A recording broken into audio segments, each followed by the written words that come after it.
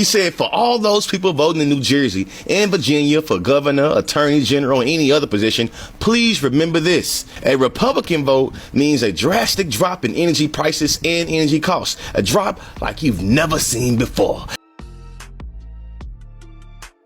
A Democrat vote means a doubling, even tripling of your energy bills and prices, traditionally the highest cost an American citizen has ever seen. Donald Tellers goes on to say, if you vote Republican, your energy costs are going to go down tremendously. If you vote Democrat, your energy costs are going to go through the roof, making energy virtually unaffordable for you and your family to pay. Also remember that if you don't go to the polls and vote, it's the same thing as voting for a Democrat.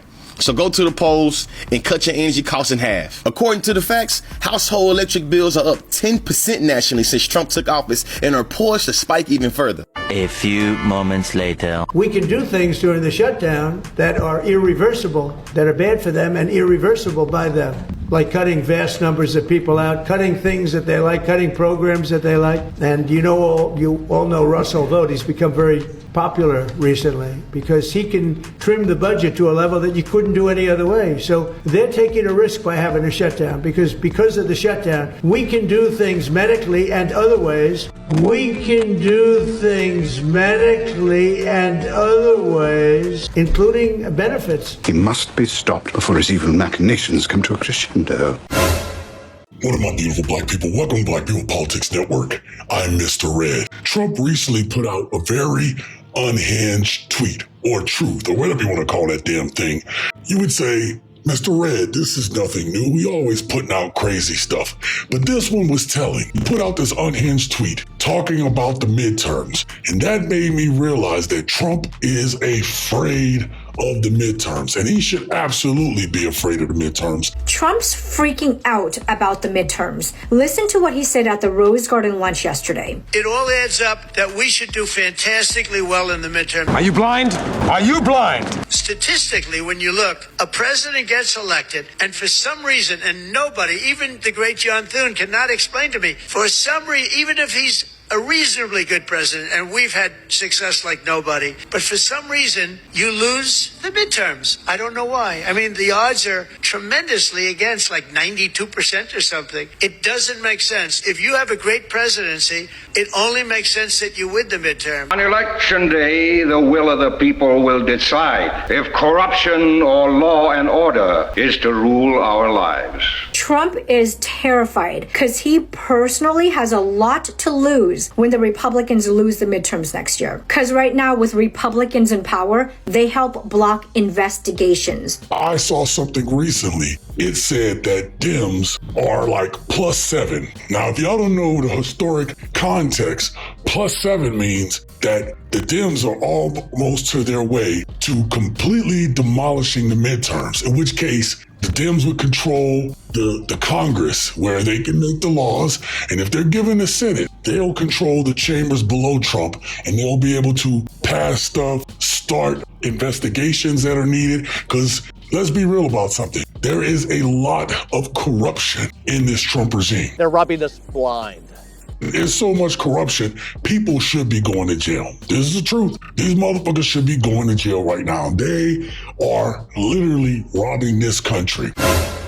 2026 will be the most important election year in this nation's history. Why else do you think Republicans are so concerned about redistricting in the middle of a census cycle? Because they know the only way they can get what they want in 2028 is if they get the right people in place in 2026. If you are left-leaning, if you are blue, if you are liberal, if you are Democrat, everybody needs to get out and vote. I'm usually not like this, but this is the one. And I think one of the key states that we really need to focus on is Texas. To my Hispanic and Latino people, remember what they've been doing to you for the past 7 months. Also, the governor of Texas, Greg Abbott, is up for re-election in 2026. If y'all are trying to get him up out of there, this is the time to get him up out of there. Remember, in 2022, Beto didn't do that bad against him. And everywhere else, there just needs to be a blue wave. We see the job they've done when they have complete control of the Senate and the House. Republicans, you see how they don't listen to you as their constituents and what they do without your consent. You see that these people don't work for you. They work for the president. I don't even think it's an exaggeration to say this midterm election will make or break the nation.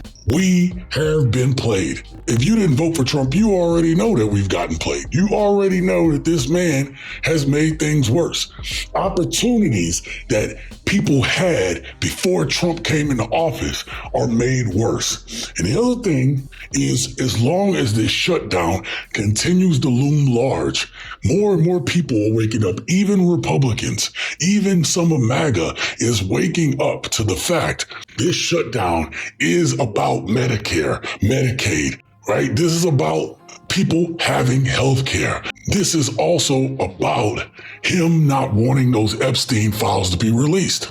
And it's not just him. There are people that support Trump that don't want those files to come out either. The plan is and always was for Donald Trump to have a third term in 2028.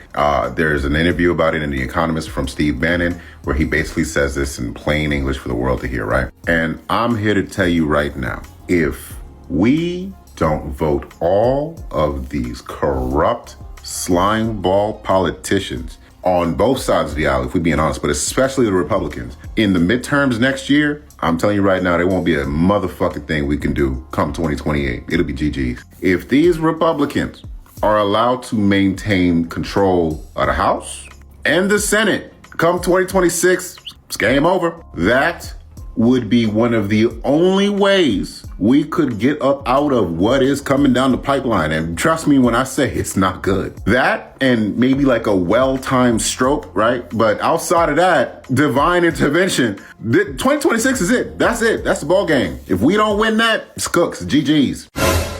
Looks like we're going to have a communist as the mayor of New York. It'll be very interesting. But here's the good news. He's got to go through the White House. Everything goes through the White House. At least this White House it does. This is your doing. You're gonna die knowing that it's all your fault.